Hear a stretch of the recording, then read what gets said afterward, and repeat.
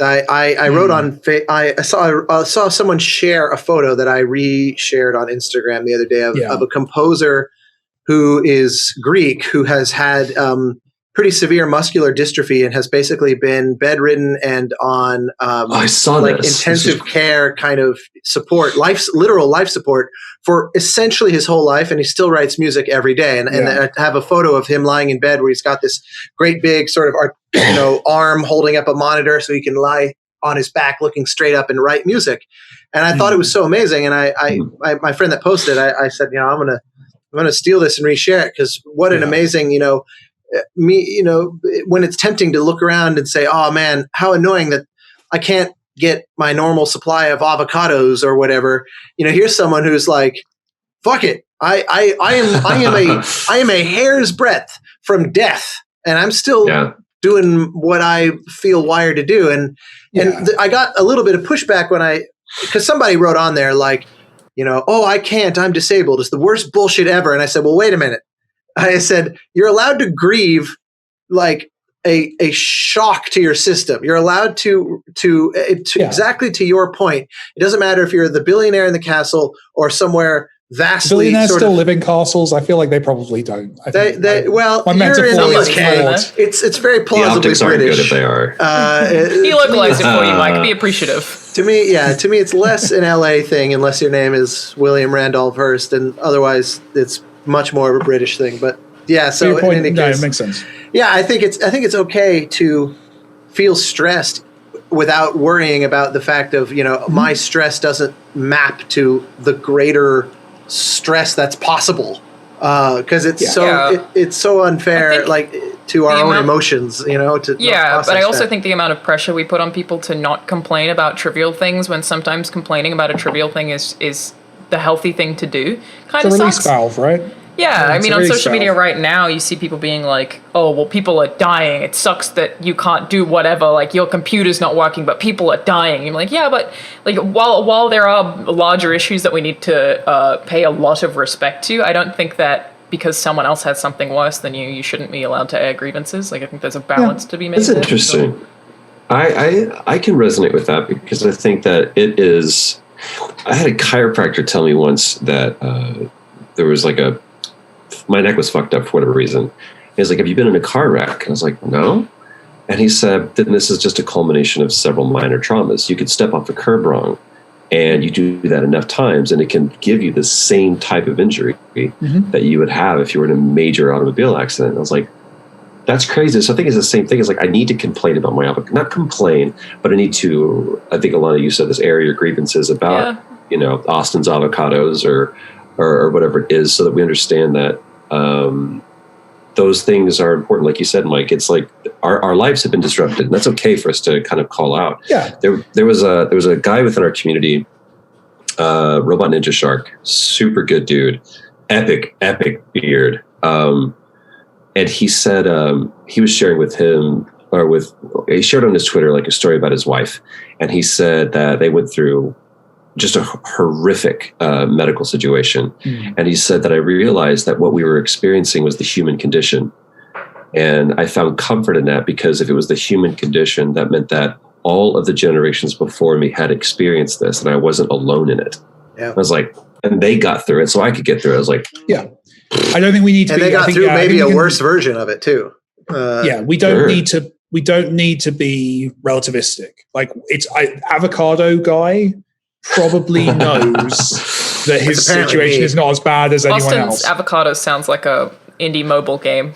It really does. It is now. Coming this summer. Coming by for games. The one I always come back to, I don't know how it is in the US, I assume it's similar. In the UK, they're basically like every, I remember as a kid being really worried because I had dandruff, right, in my hair. I was really self-conscious about it. It was the worst thing ever, really embarrassed me.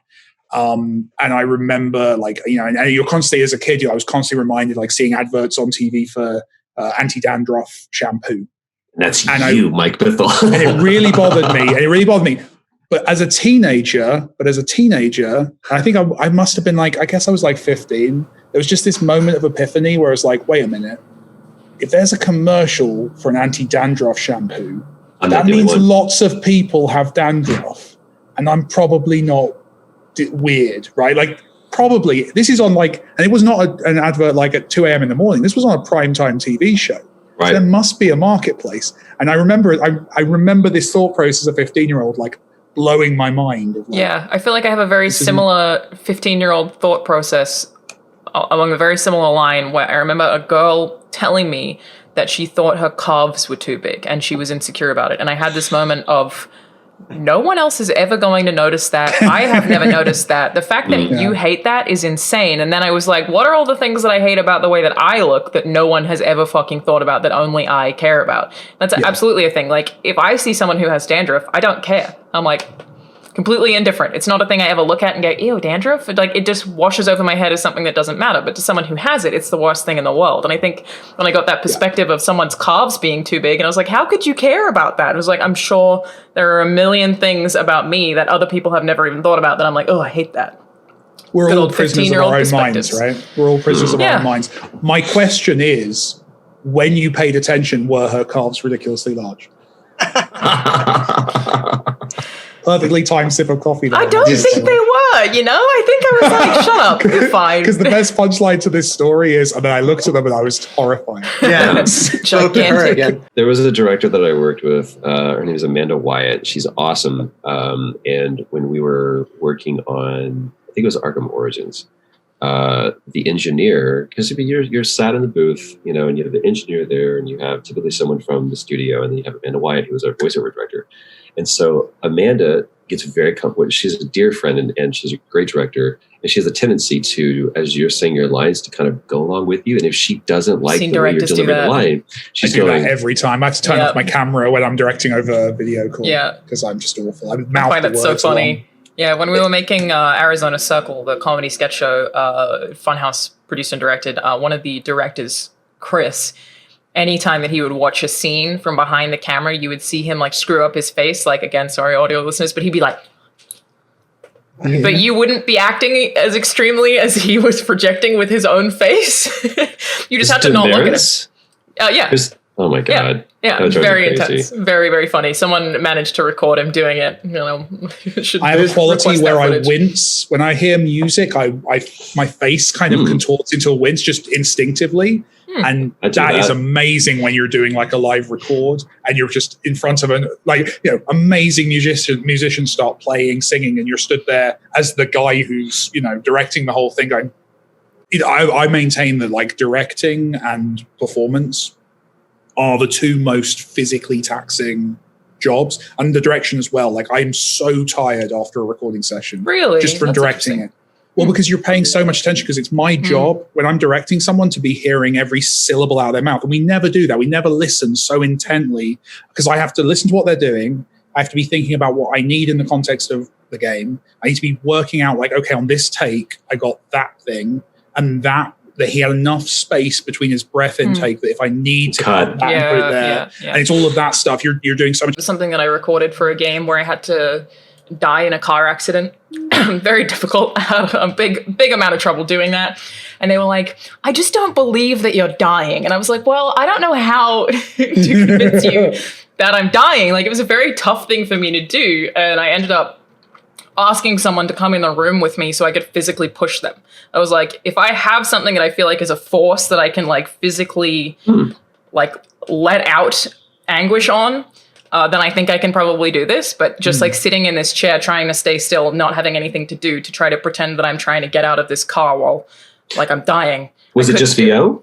Yeah, it was just VO. Oh, dude, that's such a challenge. It was really tough. It was really tough. The hardest one I've done so far is a game where there's multiple choice, and one line I'm laughing and I'm happy, and then the next line I'm crying, and then the next line I'm furious. And I found that actually like extremely taxing afterwards, even though that was only maybe 2 hours. That session, after I was done, I was more drained than I would be from working 8 hours a day at a convention. You know, that put this whole new perspective on VO to me, where I was like, I had to change emotions so rapidly, so dramatically, as quickly as I could so they can get through it. It was so taxing. Like, I don't know how you do that, Troy, like frequently. Like, it was so hard. I think also you don't have to do it that way. This will go to like, I think I'll probably be teeing up Mike Bithell for a good piggybacking from this, but structuring your scenes in such a way that understand that about actors, that actors are finite resources. They're people that have limitations, and being able to go, okay, maybe we don't do the happiest scene and the saddest scene right next to each other. Depending upon the actor, they may be like, no, I like going from those extremes. That's what's important about having a good actor-director relationship, where they go, I know Troy well enough to know that he's probably going to want to just dive straight into the biggest scene so that we can really understand who this character is. And then we'll walk backwards to like the simplest stuff. So I wouldn't say that's so much revelatory about you as it is also about those people. Ultimately, the director's job, in my opinion, in a voice recording or performance recording session and across game development is to facilitate like getting the value. Because in that environment, you're the person doing the work. You're the person generating content for the game. Right. It's their job to facilitate you. And it's like Troy says, different actors are different. The joke I always make about Troy behind his back is Troy will often do his best takes while he's in the booth waiting for you to start paying attention to what he's doing. And genuinely, there are takes I have of Troy in John Wick, in future things, that are like absolutely just. I couldn't quite catch what was that? Didn't say anything. But that are like they're in there because he as he identified about himself, he jumps in. But then there's another voice actor I was working with this week who is doing what you suggested, Alana, or ask for it. And that's the first thing you ask as a director is to your actor, you go, how do you like to work? Yeah. And I've got, and this actor specifically was like, can we order this by intensity? Can we start with the stuff? I guess it never occurred to me that I could do that. I'm still so new, that there's a lot of stuff about voice acting. You shouldn't be asking. They should be offering you the opportunity and paying attention to what you're doing. So another example is an actor I worked with recently who came in and was very kind of gung ho. I was like, however you want to do it, I want to work however you want to work. And I was like, thank you. And we started working. Very quickly, I realized that actor needed to run scripts like back and forth rather than doing kind of a lot of the time when you're recording games, you loop over one line. And I realized like they needed that, but they weren't willing to ask for it. And it's my job to go, hey, do you want to try it this way? And then we just did that, and I got a better performance.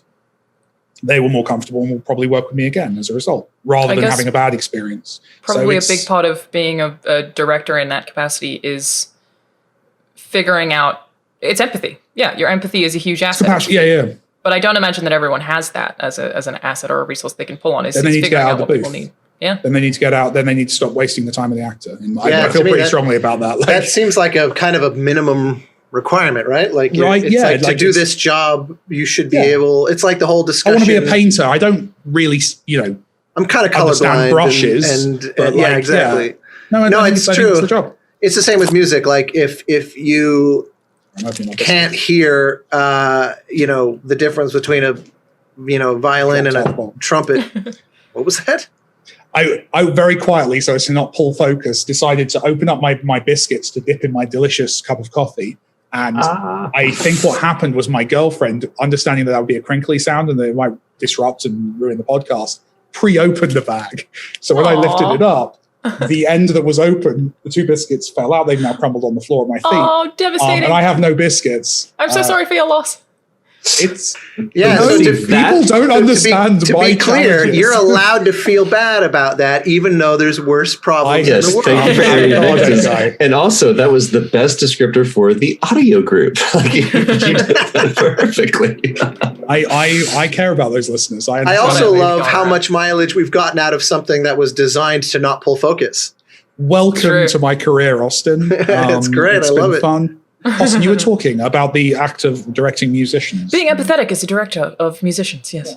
Yeah. Well, it's always interesting to hear how directly some things correlate. The one that specifically jumped out from a moment earlier was when you were saying when both of you were talking about how draining it can be for something that's seemingly less work than other things. Like 8 hours at a convention is actually easier than 2 hours of super intense performance, and And it conducting. varies depending on the person. I definitely have a thing where, of course, yeah. Sorry to cut you off. I did 10-hour straight on camera days at E3 at IGN. Doesn't bother me at all. Like I can do that forever. I even have that with Funhouse, where I'll be like, I could make 5 videos all day, every day, but they can only really get away with 2. So for whatever reason, being on camera does not exhaust me at all. I don't know how, but then like just that one particular session, I'm not allowed to talk about the game or anything yet, but I was just so, it was miserable. Was it that one afterwards. that Mike was? It was not unrelated to Mike Fithel. I don't think, and Austin and I have said this a lot, no one is out there doing anything nefarious. Like, look how terrible of a session I can run. Everyone is genuinely, typically, I believe, trying to do their best. Yeah. The problem enters in when it's, like you said, Mike, by and large, the people that are put into those positions are done out of necessitation. It's like, you are free, you go do this, or you said that you wanted to do this, so now go do it. The thing that I really greatly admire Neil Druckmann for is that he wasn't originally the director for, I think he was the lead designer on The Last of Us.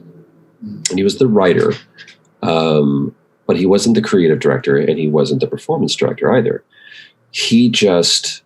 We originally started off with a different director. It was Gordon Hunt, who also directed all of the Uncharted's. And so it was like, who else do you get? We get Gordon Hunt to do this. When Gordon came in, because it's not Uncharted, it feels like this tonally needs to be different,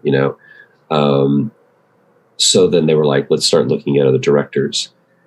And they ran the gamut. They went to all the usual suspects in town. They started throwing out different names. And then finally Neil was like, well, we got to shoot. And they're like, fine, why don't you do it? And so he showed up on set and he called me before. He's like, I'm going to be there. Is there anything you need? And he took the time to go, and he went to acting classes. He went to directing classes. He absorbed all of this material and completely devoted himself to the process, and then owned the fact that he was like, this is my first time. That's why he's one of the greatest directors I've ever worked with, is because he allowed himself freedom to fail. And he went into it with the thought of, look, if I'm not right for this, I'll get out of the way. If there's someone that can do it better, I'll get out of their way. But I'm going into this to learn. And if that's my intention, then I'll never fail, because I'll always learn. He's brilliant. Were there just on that? I'm not trying to pry for dirty laundry. So I trust your judgment in answering this, but were there any like blunders on his part that in those early days that became kind of teachable moments that you kind of overcame, where it was like, there's that, because when you said he really owned, I've never done this before, did it sort of then cut to 3 days later of like, oh, well, I'm never doing that again kind of thing? Like, was there any sort of supreme fuck up, in other words, that everybody was able to sort of say, okay, now we've learned some things? I think that, well, I know, I'm sure he would answer this question differently. I know one that he says is the Saracen. I feel like it was my doing, and he feel like it was his. He was like, I should have known sooner that it wasn't working, as opposed to trying and eventually giving up, and then having to come back in and reshoot it and get a much, much better performance out of it. But it was Neil understanding that was just experiential. You don't get there until you actually do it. You can't cognitively, academically understand that until you're in that situation. Yeah. And he had to go through that trial of fire.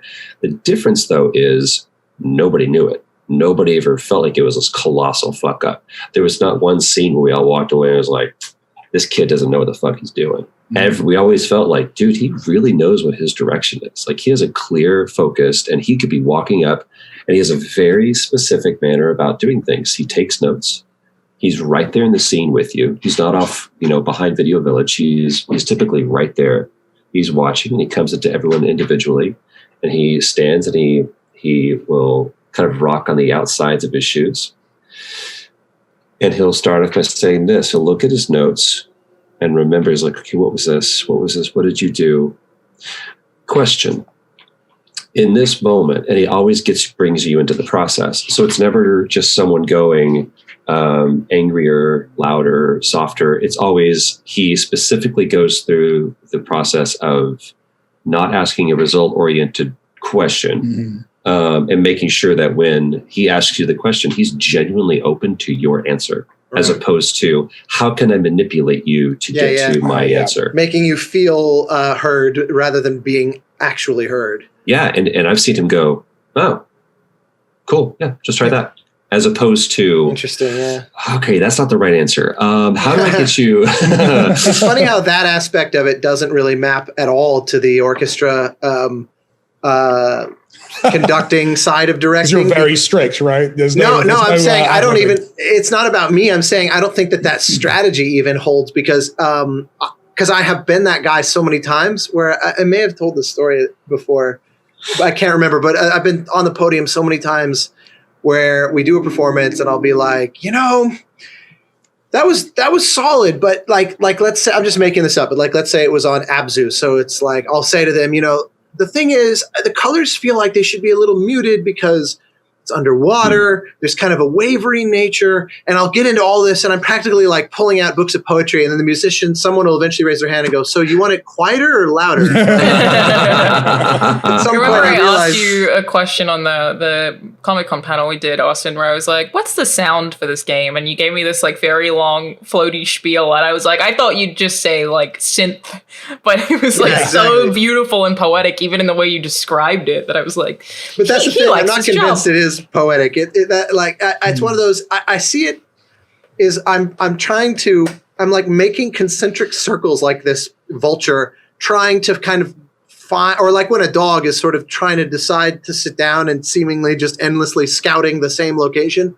Sometimes I feel like that, where I'll be giving this elaborate description when I could have just said, touch louder and we'll be golden. Because the musicians, that's the fundamental difference is, I guess the orchestra is used to acting as an ensemble, so they're relying on you to be very much directing them as opposed to appealing to them as 70 individual artists being like, I want to hear your take, violin 3, chair 7, like, you know what I mean? That kind of thing. Because and that's why a lot of conductors see them as sheep as a result. They're like, do as I say. And it's like, well, I don't want to go there. But at the same time, we got to think find that. You have to find the balance. We like I had it again, like something I'm recording at the moment, which I guess people will know.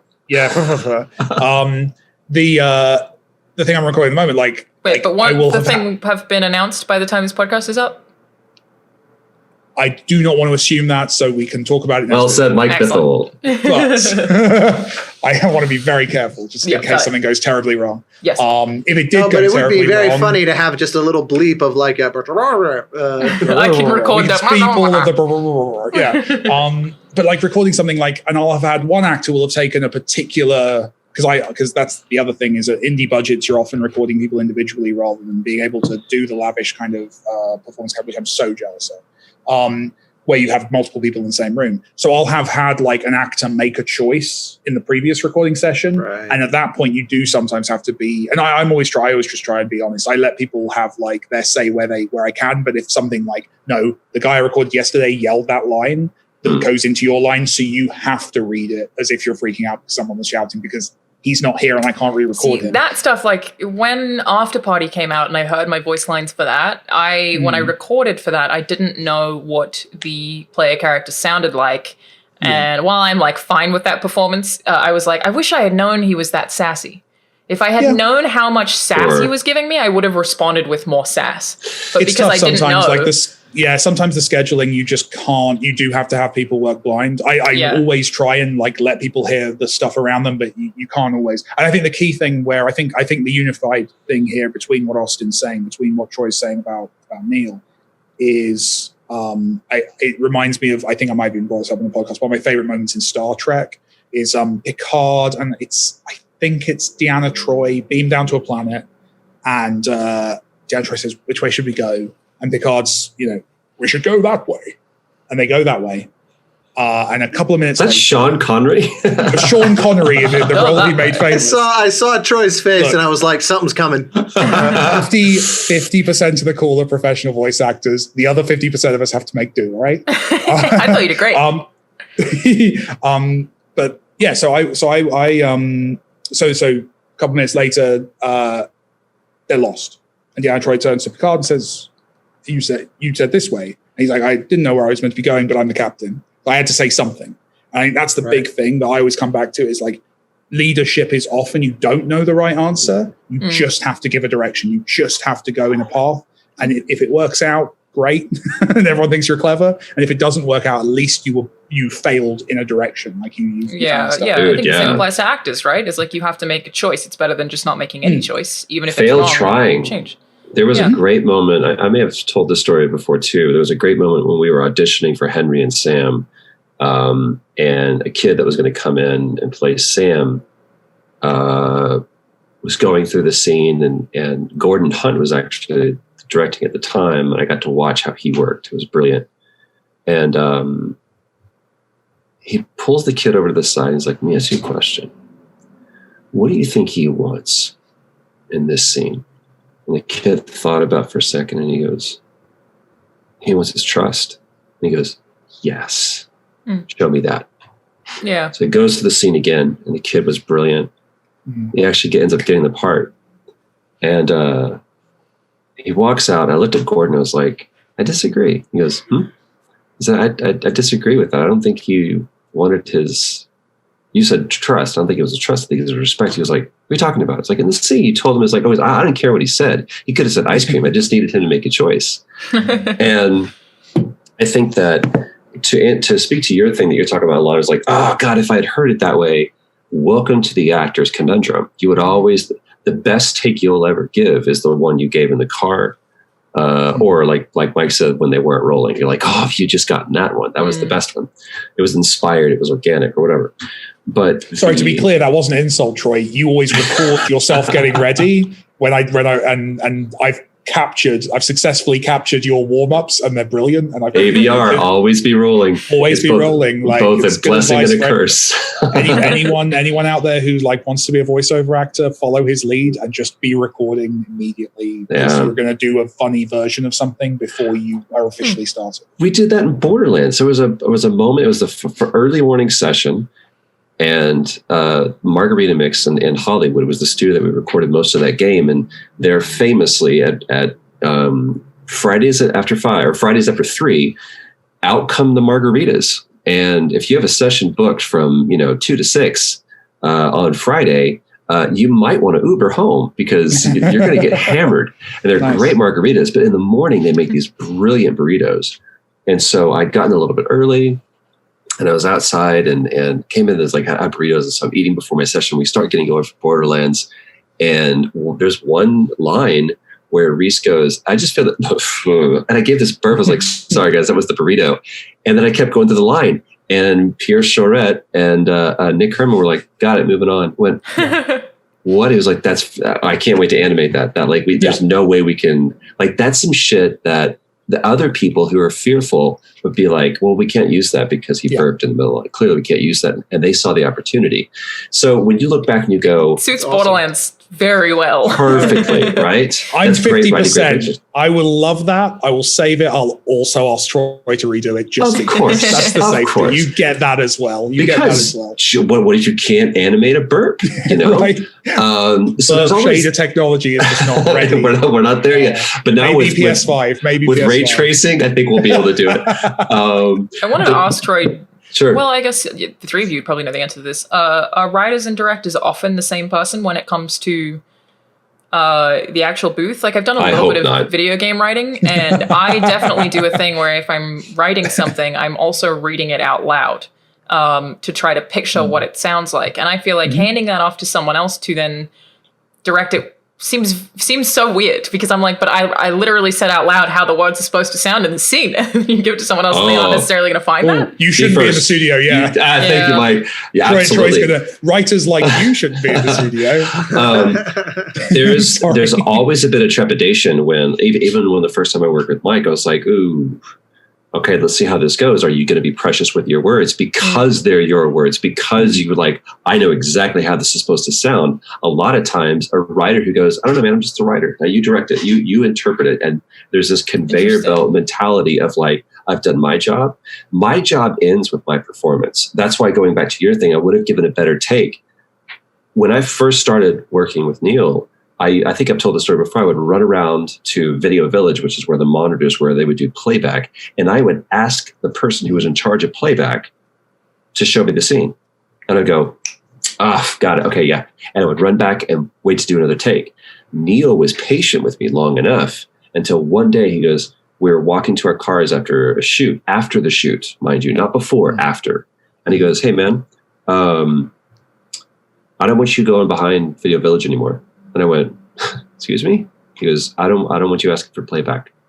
And I went, okay, clearly you don't, I know you're new and you don't know how this works, but I need that so that I understand what I need to fix. He was like, no, what you need to do is trust me. Yeah. And he was right. And now to this day, I think I've told the story before because I think I've said this exact example. Even working with Kojima, it was really, really weird. Everybody, including Norman, would be there behind Video Village, and I can't do it anymore. It was hard. Neil broke you.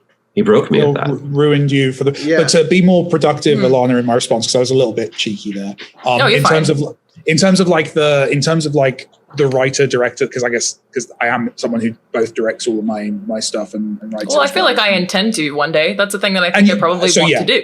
But I can't picture it right now sounding different to how I've said it. Because I like when I'm writing something, I read it out loud over and over and over and over again, which I mostly do to make sure the characters seem consistent with themselves. Yeah. But I feel like it would be very jarring to hear someone else read that completely differently to how you. It is. The first couple of times it's challenging, and you know what? I'm definitely like the whole reading out loud. That's how I write. I drive my girlfriend insane. The other thing I have is I will usually like imagine cast every role for a script just with like an actor I like off TV. Sometimes I'm lucky enough that I actually get the choice for the role, and I'll kind of write to that voice, and it's great when you're doing something that has like. Let's say an actor who's got an accent that would be very offensive for me to be saying when I'm doing the accent, because you want to get the cadence of the voice right and stuff like that. So I do that around the house. The difference is, I think, basically what you end up doing is you put a moat in the middle of the process. You say, right, I'm finished writing. The script is final. It's now a script that I'm going to work on. And there's a mental switch you have to flip. So it's something that you still let yourself do while you're writing the thing, but once the thing is written, absolutely. Then you just like done. Yep. And I'll often rewrite for actors as well. So for example, with and we said I've had to change words before because they didn't sound right in an Australian accent. They were like, when you say that Australian, it sounds too floaty or whatever. So they've made me change words on the fly because they were like, we pictured this being American. I try and do it in prep. So like, for example, John Wick, Troy was not the original kind of casting for that role. Third choice. Third choice. I was going to be nice. That's going to be nice. Third choice. You're actually my third choice of voice actor for this podcast. Yeah. Right. Yeah. They couldn't do it. So three takes Troy. That's what they call it. But no, he actually usually it's one or two, which is great. Or a time saver. But no, when Troy came in, it was like, no, this was written, and it was written with a very specific kind of actor's style of performance in mind. So I took it all out. I watched on YouTube everything Troy's ever done, and I got into kind of the sense of no, it was good. But it got me into kind of the rhythm of his mouth sounds, the way he kind of how words shape. And I'm quite a good, other than Patrick Stewart, I'm a good mimic. So I was kind of working out, okay, what would be a good, comfortable thing for him to say? And 95% of that was good. But again, in the booth, definitely there are things where an actor says it and you're like, oh no, that's terrible. That doesn't work for him at all. The accent doesn't. So you make, like you say, you make tweaks on the fly as well. So it's a staggered thing. To also Mike's credit, when we got in there, we spent an hour at least with Mike just going, just play with it. What do you want to do with it? Surprise me. We tried different accents. We tried different cadences. We tried different everything. Even though Mike knew where this kind of needed to land, if nothing else, it made me feel like he could have been surprised. It was like, oh shit, actually, that works way better for him to have a Texas accent, as opposed to what I thought it was going to be. But we traveled around, and what we ended up with was not, because the cliche would have been that role was, not to make this a making of documentary, but the role was a New York gangster. Right. So there's a very obvious way that would land. And that would have been the cliche, but the hour we took us round to something that I think he sounded like he traveled a bit. He maybe wasn't born in New York. You know, there was some nuance to that wasn't the cliche read. And there was an affectation. Like it was an intentional evocation, and But the joke with Troy is he always does a British accent for me, and I've had to say several times, like, I can find British actors, Troy. Do you want a British accent? British. I feel like it's a really easy one to do. That's the thing. It's fun. Pretty good. Well, no, it's just this. If Troy is TV the only film, American actor who I actually like the British accent. Right. Yeah, most Americans have a lot of trouble with that, actually. TV and film. Accents. If TV and film have taught us nothing, it's that if you're British, you have a British accent. If you're German, you have a British accent. If you're from Mars, you have a British accent. It's like, just punt to the British accent and we immediately believe anything you have to say. It's something you need in the toolbox, right? Right. Or if you're a bad guy, you're Eastern European. My favorite is the kind of sort of semi-blatant classism of British accents in Lord of the Rings. Where it's like all the orcs have this very kind of Cockney sort of vibe going on versus all of the sort of fancy people that have the much more posh and sort of aristocratic. We're all about the class system, man. And Game of Thrones is fantastic for it, because Game of Thrones is like 20 different regional accents. And if you're British, you know exactly what the subtext of each of those. For sure. The wildlings, you're like, I know where you're from. No, really, the weird thing with Game of Thrones, which is interesting, is the audiobooks flip it. So with the TV show, they're very much like the further north they get, they go through British accents further and further north. In the book, for whatever reason, the actor who did the popular, whichever the main audiobook of Game of Thrones was, he chose to be clever, and he did the reverse. So all the Northerners sound Southern, and all the Southerners sound Northern. So it's a really interestingly, and I don't like it as much as what they did on the TV show. The TV show, I think, tracks better. But yeah, British people pay a lot of attention to accents, and accents that are specific to like one town. Well, that's why that always makes me think of sorry, Troy. It always makes me think of that scene in Inglourious Bastards, that amazing scene where it's like Arrivederci.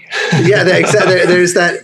They're in the pub, and the guy is sort of sorting his way through the guy's story to see if he's believable, and he whittles it all the way down to, like, I said, I'm from this town, but your accent, they don't say the R or whatever it is. I can't remember. It's been forever since I saw it, but I remember being like, there's the tiniest, it's the fingers. 3 glasses. Yeah. That's what it is. Yeah, right. Yeah. But that kind of thing. It's funny how because the U.S. is so huge, that stuff is all true here, but there are regions that are ignorant to each other's tendency. Yeah. Like if you talk to someone from Alabama, they can give you that full sort of rainbow of spectrum from like, that's a Northern Carolina person, that's a Southern Carolina person, that's a Raleigh-Durham triangular area accent versus that's a Tallahassee person, and like walk their way through, whereas the whole rest of the U.S. just goes, they sound Southern. And maybe there's a difference between Texas and the rest of the South, but maybe not. You know what I mean? But just like, what does a British accent even mean? It's like, where are you going? Most people probably default to Queen's English, I would think. I do. Well, I do have I speak with a received pronunciation because I had speech therapy as a kid. So I actually probably am the closest to a default British accent you can get. Yeah. Although even then, like, you can hear those vowel sounds coming in from the Southern accent coming in. So. Yeah. But like, that's why I thought it was so brilliant to have someone like Sean Bean, who's Sheffield or Kent. Is that where he's from? Somewhere up in like Sheffield. Sheffield. Yeah. So he has that kind of hybrid, not quite Northerner, but then also, not which quite. Which works perfectly, right, for who his character is in that social structure. Yeah. Utterly perfect. How did we get here? And that's who I pattern Italian after, by the way. Now that would be a title for a podcast. How did we get here? How did we get here? I think Picard pointed. It was one of the best things everyone's seen. Yeah, Picard. It was Sean Connery that did it. Yeah, you might be right. We have about 5 accents, I think, in Australia, and it's a weird one where I can mimic most accents quite well, but I can't do the Australian ones because I can't identify the differences distinctly enough. I can tell if someone's from Melbourne. I can tell if someone's from the country. I can tell if someone's a Bogan. I can do the Bogan accent, but otherwise, like, Perth sounds a little bit different to Brisbane. but it's so close that my brain can't really mimic each of them. And whenever I do a Bogan accent, I can only do it as a man for whatever reason. I can only do a Bogan mate, accent hey, for how us? you going? It's our Bogan sound, but I automatically sound like a dude, and I don't know why. Is that the Bogon constructor fleet? Is that what you're talking about? Yes. Indeed. Solid. Come on. There is a fair amount of nuance though, but I feel like I really often get told, like an Uber driver or whatever, when I used to catch Ubers months ago, would tell me that I don't have an Do you accent. It was actually just 4 days ago, actually, funny enough. It's been a month, I think. Yeah. Oh, It's no. wild. Yeah, I get told all the time that I don't sound Australian, and I think my answer is usually, sure, I think my accent's changed a little bit since I moved, but the truth is more that I think most people just don't understand the variety of Australian accents. They expect us all to sound like Steve Irwin. I get Australian more than I get British when I'm in America. Yeah, I heard that's pretty Really? common. I get Really? Boston. That's just our ignorance. It's like, where are you from? Well, no, but the Cockney, I would always think it's the opposite, though. Like, I think Americans I'm Southern. I think Americans just forget about Australia and New Zealand, and so it's just like if I hear an accent that's English but not American, it's just all British. I'm amazed that it's ever the reverse. People guess So- Australian for me more often than they guess British, but I really do get Boston all the time because the thing that stands out to people is my R sound. So I say weird or here, that's true. and they go Boston. You're like, God, no, what? Ugh. God, no. So Those far filthy away. animals. No. How dare you, sir? How very dare you? Something I was that's now from 7 hours ago, but when you were talking, Alana, about the sort of, it's so disorienting to hear it said by somebody else.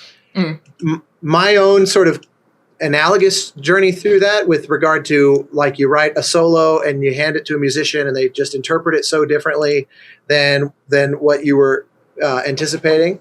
I have to say I had a similar initial kind of story as yours, but I have to say, having worked with, like, hopefully there's just more and more chances to work with people that are able to bring something super wild, because now I've done a complete 180 where I look at it as I try to in a way write it as thinly as possible, because I delight at how much someone's able to bring that I would never have been able to direct them into doing.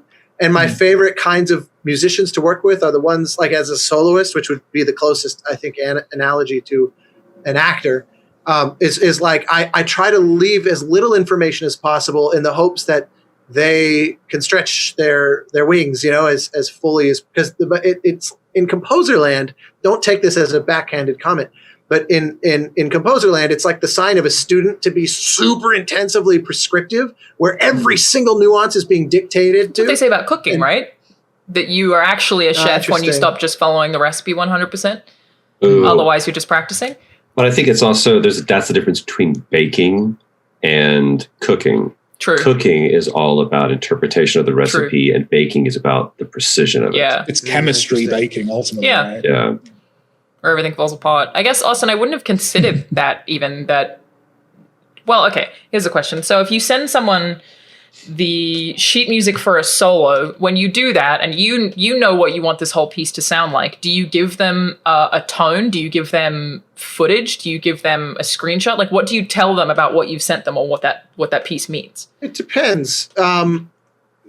It really depends on the situation, but I would say the thing that ends up being most common is I'll just clue them in. I'll usually just play for them whatever their solo is in the context of, and I'll let the music speak for itself. And however, knowing full well that is a subjective thing automatically, like far more than even just here's what the line you're reacting to sounds like. Mm-hmm. Like you said, that can funnel the choices pretty intensely, because you're like, they were yelling and screaming, but on the page, there's not even an exclamation point. So it's like, now I'm really reacting to something specific. It's kind of like that, but nowhere near that narrow of a passage. But it's like, if I send someone a solo, or they're sitting here, or I'm in a recording studio with them somewhere, and I put the chart in front of them, I often will say, can we just listen really quick to this 30 seconds, and you'll just, and then whatever it tells you, I want to hear that. And I'm just trusting that I did my job as the composer of whatever that solo is in sort of embedded in. Now, if it's one of those where it's like, like the first few notes of Journey start with a solo cello where there is literally nothing else. If it's that barren, sometimes I'll be very specific, but also the reason it's that barren is probably because it's supposed to feel lonely. And so they'll just feel that way by virtue of the fact that they're alone.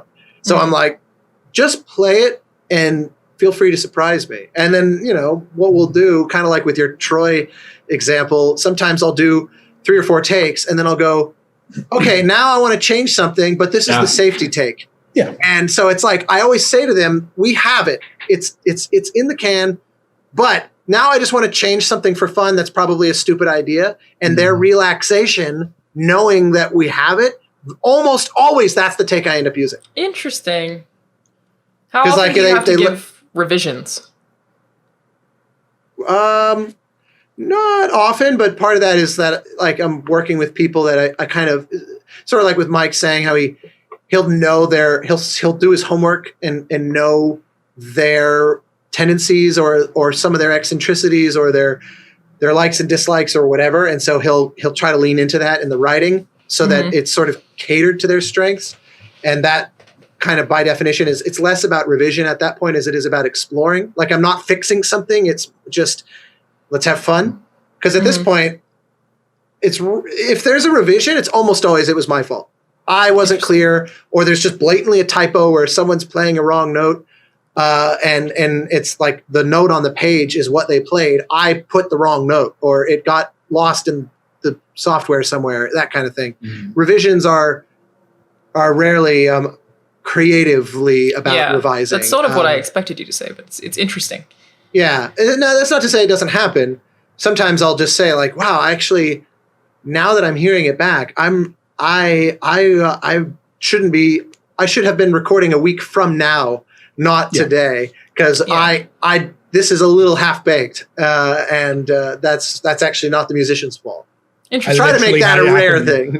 I literally had to apologize for an actor today because there were like 2 or 3 lines in a row in something I was having the actor read which had like entry level word choice, like an and where there should be an if. And I literally apologized to the guy. I was like, this was not ready for you. Writing a daily news show where we record half an hour after the script is done. I do that all the time. And they'll be like, what was that word meant to be? I'll be like, shit. Like, it happens all the time. Where it's interesting, and I've had this, and there's a specific actor who I had this with, where my stuff often as a writer, you make choices that are not the correct choice in like a real English level or even like the right choice just grammatically because you want to evoke something. In this case, it was a character I wanted to have kind of a weird way of talking. I just wanted a specific wording choice. And I actually had the actor actually kind of argued with me a little bit because they were like, well, this isn't how you would say it. This is the wrong word order for this. I'm like, but I think that's a character quirk of this character. And we got into it a little bit and kind of figured that out. In the end, we recorded it as written, we recorded it as the actor liked, and we recorded kind of in the middle. It's like Troy says, and this is another big kind of takeaway for anyone who wants to be a director, always be coming from a place of intent rather than a place of outcome. Because if you can talk honestly with someone about, hey, this is why this is the way it is, even if they disagree with you, you can have a conversation that can lead to an outcome. If you're just saying, just read it as it is on the page, you've already failed because you're just going to get someone to phone it in. In that case, like I got home, I had the audio files, I was listening back to the performance, and I was like, you know what, I agree with this guy on some of this. You know, some of it stayed as it was, some of it changed, and it was, you know, it's a collaboration. I think so often from the outside, because of the way we market stuff, because of the way we sell stuff, we assume that directors are geniuses who make all the right choices and people go along with it, and it's how it is.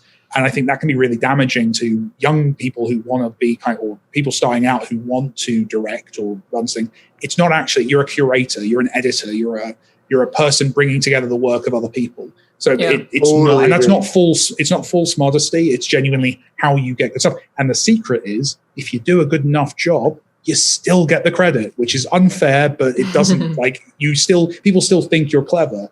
You know, the number of like jokes in my games where I didn't write that joke, the actor ad-libbed that, and I liked it, so I left it in. Or the choice in the art, which was an idea that there's one artist I have who will always I can say this is Gabby, our character artist. I'll give her a piece of concept. I'll give her something I want her to make. And she will 50% of the time go away and with the last hour of her working day, because I don't ever let anyone do overtime, she'll do a bunch of kind of paint overs of the concept art to like make it look better, in her opinion. And 90% of the time it looks much better, and it's like this thing where it's like, that was something I approved. It went through a process. That is the thing we are doing. And it went to a creative person. Like, I can make that better. And as long as you're always open to it, that's the key thing. It's not about ownership.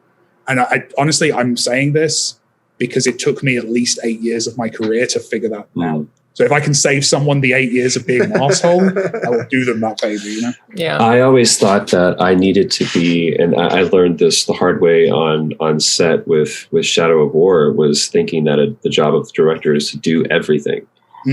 And Steven Spielberg was the one who said that I direct directors. And if I've done my job right, my job is to have everybody else feel like they're doing what they want to do. And Danny Boyle says similar. Danny Boyle calls him his team of directors, like the people who are in charge of every aspect, and that he thinks an actor is a director. It's the same thing, right? Like, yeah, absolutely.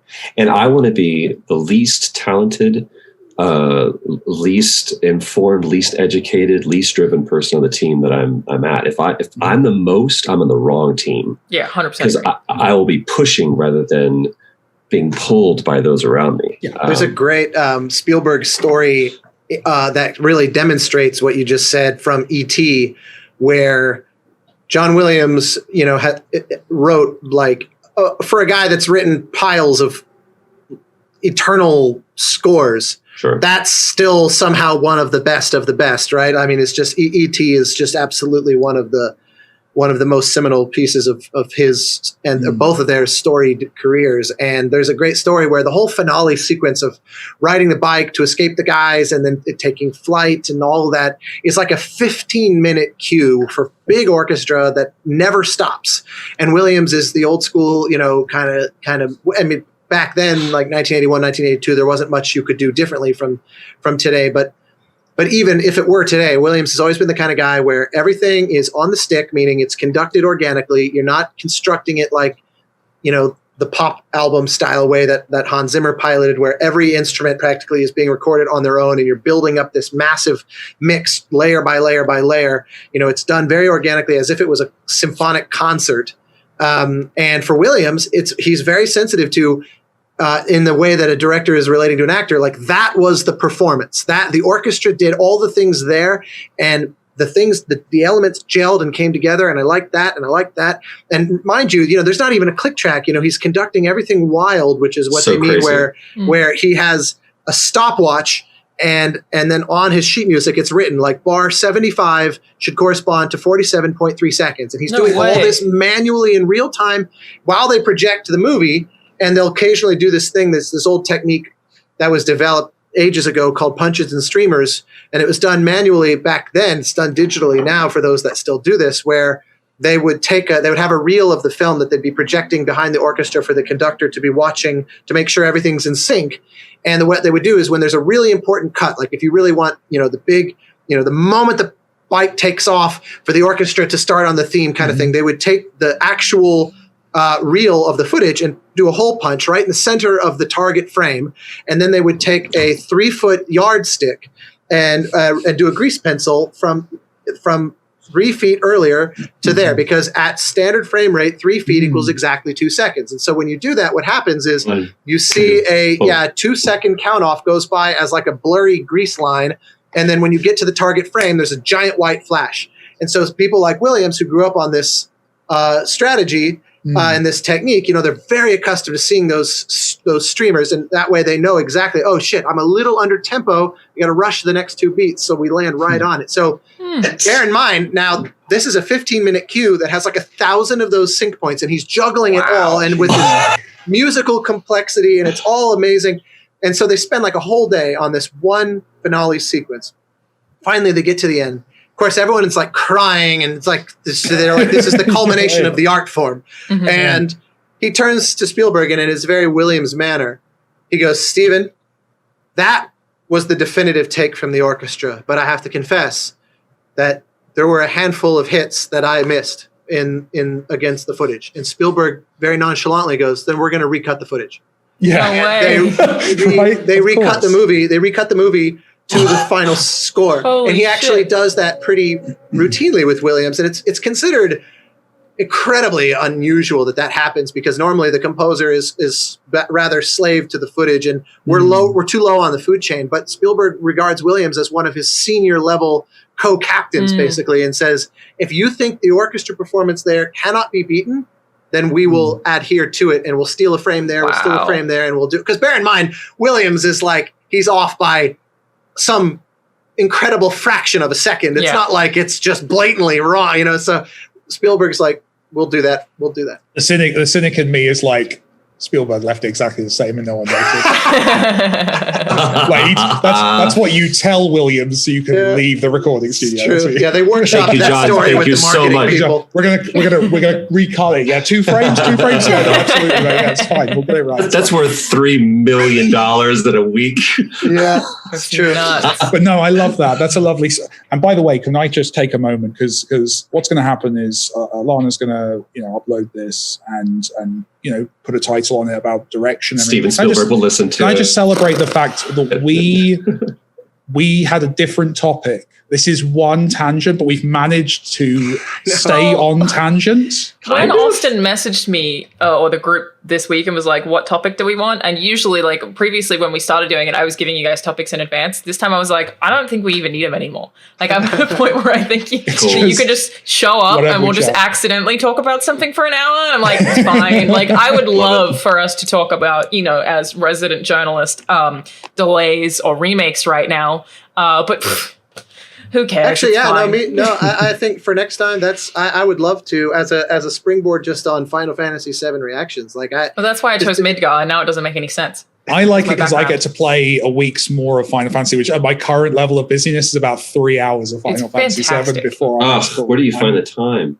His computer works, so it's. I played the demo so just quickly on the Final Fantasy thing. I never played Final Fantasy VII, never played the Final Fantasies. I was super skeptical. I downloaded the demo and just loved it, like mind-blowingly. Is this what Final Fantasy has been all this time, and I've been missing it? No, exceptionally. People told me that since. Yeah. So then I went next week. Yeah, you're right. I bought it. No, but I went and bought it, and I bought it a week ago, and I have literally only just got past the end of the demo in a week. Because I've been so busy this week. Well, yeah, play more of it. We'll talk about it next week because I definitely have a lot to say about this one particularly and what it means for remakes. But before we close this episode out, I did want to touch on a lot of what you guys are saying is not that dissimilar to how being an editor works when it comes to journalism.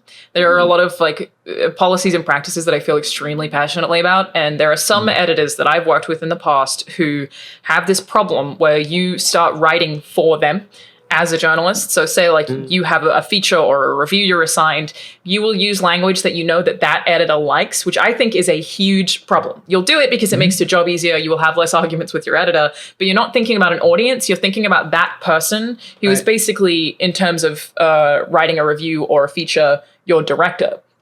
So you write the piece. They haven't played the game. They don't know the research that you've done. They have not conducted the interviews, but they know the tone that they want for this particular piece of writing. You write a review, you hand it off, and they will always give you the same notes of I don't like this word, I don't like these kinds of sentences, I don't like this kind of descriptor, just as their personal taste. And I think that's a huge problem with a lot of editors that people I feel are starting to talk about a little bit more on Twitter. But I was having to edit once a week at IGN. Basically, I had to make these, there were video essays once a week that had to be on a certain topic, but I didn't always have an opinion every week. And I was getting this huge push that they were you have to make one of these a week. Also had an article accompanied. But, some weeks I was I literally have nothing to say. I can't just come up with an argumentative essay when I don't have anything to say. So I would try to assign writers to it. And it was definitely a thing that I started doing at first, where I was well, I wouldn't have written that way. And then I would just rewrite what they had written with the information they had given me, like I was rewriting an interview that I had read to the way that I would write it, because I thought that was the way it should be done. But I was I'm not even going to speak this on camera. I'm not going to be the one who reads this on camera. I'll be in the room while they do it, and I'll maybe tell them to take something again, or I'll tell them to add a joke in or something. But if I'm not even the one who's going to be reading this, why would I change it to the way that I would write it. So what I ended up having to do a lot of the time, which is still a challenge in itself, is just change the format. Like when I was very focused on argumentative essays, it's a very specific structure. Sometimes the audience got very confused because they'd be like, you wrote this like it was a fact and not an opinion. You know, that's kind of the format of an argumentative essay. You don't say, I think, you say thesis, This proof is what of it thesis. is. Yes. Yeah, which is like just a very specific thing. And they did really well. Those pieces were successful. And I really loved some of the stuff that the writers came up with. But it became a thing of being like, okay, is this the way that my brain would write this? Or is this me adhering to the format of an argumentative essay? And I would say that took me like a good 3 months, which is, you know, a lot less time than anything else would take, because I think writing in journalistic forms is a much more specific, repeated format. But it did take me a while to figure out the difference between those two things, and also to try to shape our writers into people who are writing argumentative essays when they were absolutely not used to that. It was just a lot of like, you have to have a source for this. You can't say this without a source in the next sentence. Like, write this like you wrote academic essays. You cannot just have a whole paragraph that is just opinion. You need to have a reference in here. I can't just like pass it off that way. But very similar thing for sure, where editing in terms of journalism is a very unique skill. There are people who are just full-time editors. I'm a better editor than I am a writer in a lot of cases. Like sometimes it's hard to figure out the words on the page or the order that you want to write them in. And man, I've submitted reviews where I've been like, I'm really sorry about that last paragraph. I know it's bad. Like it can't. It almost kind of sounds like an analogy to when you're like in high school and you're studying to get an A as opposed to learn the material, because it's just the system incentivizes that. You know, it's all about what does the teacher want me to write on the essay, right? Or what do I put on the box? And you have no idea what you're even sort of learning or writing. A good editor won't do that to you, though. A good editor will be, the relationship is a lot more, I have this idea, I want to write this, and then I write it, and then I will usually, if I submit something, highlight certain points, and be like, I don't feel like I wrote this very well, can you help? And as soon as someone else has eyes on it, they're like, restructure, easy, done. Or they'll tell you like, this piece is, and this is the thing that I've also done as an editor, is like this paragraph is stronger than the one you have above it, so swap the order of those two. It's like very simple stuff like that. Yeah, it's only certain editors that you are writing it like it's for high school, like you're writing it for that person's approval. And I think that it's unfortunately common, but I feel like, you know, the Twitter games journalism circle is starting to get a little bit more vocal about that kind of thing. Like I feel like people are getting a little bit more strict on it, which is kind of nice to see, because it's a difficult loop to get stuck in, because once you start writing for one person or one editor, everything you do will be written that way. And also they're not getting the best out of you in that scenario, right? Because you're producing a bad facsimile of what they do. It comes back to intent versus outcome. That person should be telling you what they want to achieve, but letting you make it the way you would make it. But then there's also audience pressure, where if you write for a site like IGN, people will complain if things are not consistent, and will complain if someone gave the previous Call of Duty an 8 and this year's Call of Duty a 9, but the other one was objectively, in their opinion, worse. And you'd be like, well, two different people wrote these. So there is definitely this weird pressure on media for things to seem like they all come from one person. And I feel like the last 8 years I've been doing this, I've been trying to remind people, sure, that review is published on IGN, but that is actually this person's review. That is not just the IGN collective review. And we always get this feedback of like, well, why don't you have multiple reviewers on every game? That is impossible time-wise, just such a giant and also stick of money. The composite of those reviews would not be as interesting as one of them, right? True. Like and that's what the podcasts are for, honestly. Yeah, it flattens the perspective as opposed to any positive. Do you think that's a solvable problem, Alana, or do you think that's just like a limitation of human thought, that we just can't hold in our heads the idea of 20 people, that we try and turn 20 people into one, we try and turn 200 people into one? Like, is that just how our brains work, or do you think that's I kind of do think that's how our brains work, but as far as IGN goes, it's that in a lot of cases I think they're the popular kid, and of course they have made some major mistakes, but people really want to hate them, so it's a hard thing to get through to people to remind people that, you know, one person's review is not indicative of everyone else on the website. I remember one of the most controversial reviews that came out was written by Job Gilroy, who actually, I think, was the first person to ever pay me as a freelancer. He's an Australian writer, and he gave Doom 2016, I think, a 6 or a 7. And people lost their minds. and the rest of the IGN staff also disagreed. But you're always objectively, Alana, he was wrong. He was super wrong. But you're also you still support that writer because that's their opinion and they were the one who wrote the review. Yeah. So even though I would be like, I frankly do not agree that I would give this that score, but that is what he said. And it is very difficult for audiences to understand that not everyone at IGN agrees with the score that something was given. It's really tough to communicate. I think as well, like review scores, that's definitely a conversation at some point, but there's just so much stuff that gives them so much more value and importance. I think in a way it's damaging to everyone. Like, because as a game studio, like you don't want give it a 7. One bad review that makes your Metacritic. Yeah. In some cases, like one bad review can make your Metacritic go down by like 2-3 points. And on launch day, that is heartbreaking. Yeah. But then the audience don't want it because they get annoyed at it. The writers usually don't want a number assigned because it stops people from actually. No writer I know does, but the audiences actually pay so much attention to them, despite saying they prefer not to have them, that they just can't be removed. Yeah, I guess that's the thing, right? Otherwise, they would be. You're absolutely right. It has to. Yeah, no writer wants them. I promise. No one does. It's so difficult to take 2,000 words. What did I write about Assassin's Creed Origins? Like 8,000 words or something, and then put that into one number. Like it's so difficult to do. You'd be like, I guess this seems like maybe a 9. What do I know? And you do your best, and that's where a lot of other editors help out. Is a lot of like, well, this reads like this based on our criteria for this. So like the scores are almost collectively figured out, and that's become like a miscommunicated thing where people think that means that your editor is giving you pressure to choose a specific score because they got paid by a publisher. No, it's usually just this actually reads like this based on the criteria. Remember the criteria and how you fit your words into that. But no, I would trash them completely. It's just that they are such a point of conversation. Get so many comments. They get shared. Like the scores are clearly very culturally important to audiences. And to developers, unfortunately. Well, true. Not unfortunately, they are like if I'm talking to like a publisher, I'm going to go and check out the Metacritic of their last 3 games. And I'm sure when people are going to be talking to me, they go and check out my Metacritic, right? Like, so it is people pay attention to it. How much do you think the industry would change if we got rid of scores? Oh, We'd like the journalism side, we'd lose traffic for sure. I think it would actually, on the long run, it would actually harm games because I think, in a weird way, I think I'd compare it to like say Netflix, right, where Netflix has no visible, like it tells you like what is it the percentage it thinks is going to appeal to you, but they don't tell you if anything's good or not, which means you try stuff more.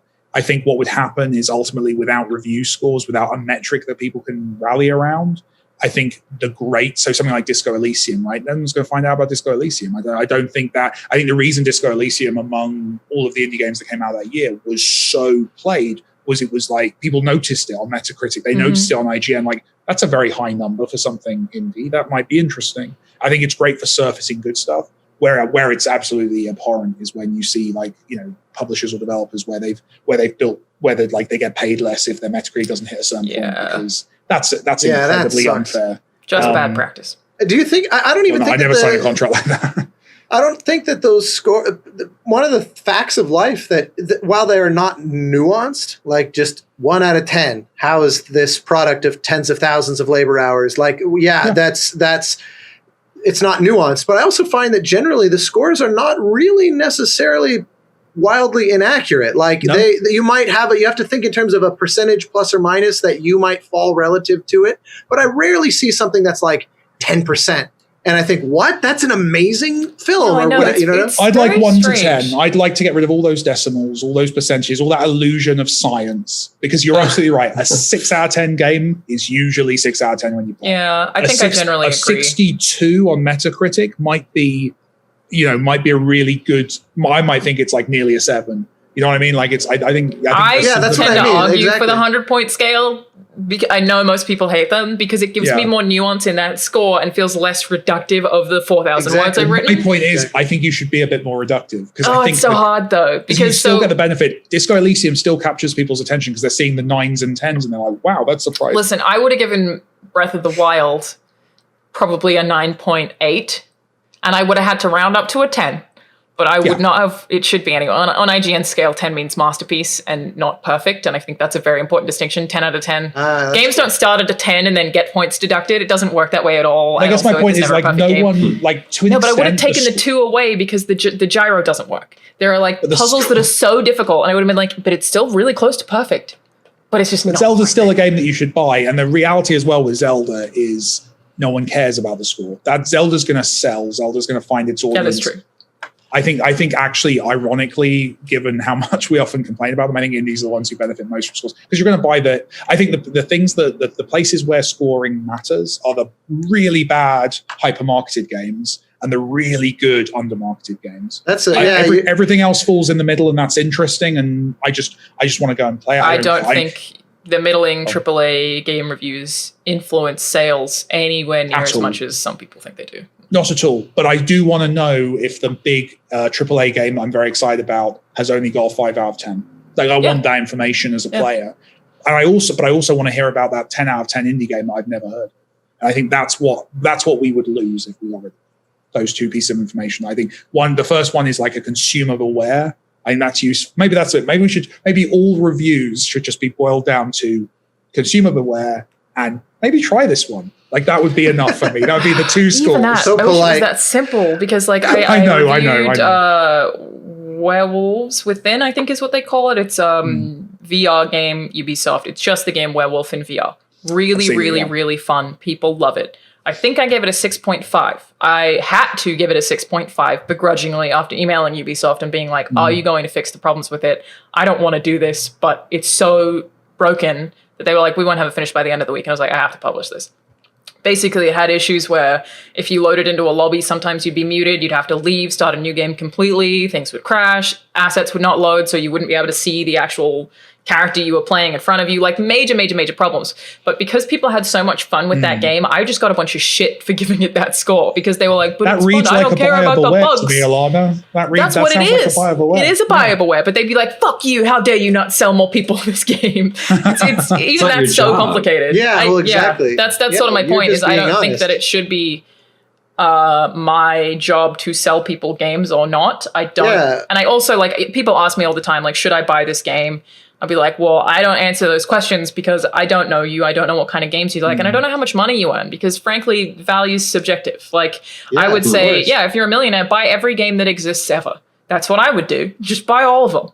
Play everything except for, I don't know, stuff that's like Cooking Mama that's on, blockchain or whatever. Maybe don't support that. But that makes it sound like there's a perception. It makes it sound like there's a perception that reviews are almost an extension of marketing. Like they are there to sell the game, and it's like, how that's a bizarre are though. But I think they are. Like, I think that's why marketing does. I don't think it's marketing, but I think there is a role for critics to champion things. I think that is something. Yeah, definitely. Well, obviously, we all saw Ratatouille. Well, look at Uncharted 4. We did this huge press event specifically for journalists in Europe and the UK, where we bust them into this 12th century castle outside of Rome because it felt, Uncharted, and even though none of it takes place there, but it was everybody that went through there and got to stay in the castle and eat at the castle and go to this big event that influenced obviously their review, because you give them this great experience. That was part of marketing, was to get people like doing otherwise. Lucy IGN James refuses to do review events. They don't do them because they very much try to influence you. It's messy, but a lot about I can see that's a gray one. It's lobbying. Sounds like an awesome. It is lobbying. Kids, I love you. I have to actually jump off to go get to a call. I have to go and try and do the thing that we've been alluding to, so I hope that works. If it does, everyone watching this is going to know it did. And if it doesn't, then it was never meant to happen. We will talk about Final Fantasy, damn it. I'm also planning to have next week's episode, because it's episode 10, be live. Yeah. My schedule is actually the one that's kind of screwing around, so I will tweet when we figure out when we can lock that in. To figure out what day we can do that live. But it should be a lot of fun. I think it would just be a cool opportunity for us to have a little bit of audience interaction and talk break some NDAs, Fantasy. People. Yeah, exactly. That's the same thought. Ain't no dump button live. Oh, boy. Thank you, everyone, for listening. Sorry that we made so many video-specific references this episode to all our audio listeners. We'll see you guys next week. I apologize for that. Bye. Bye.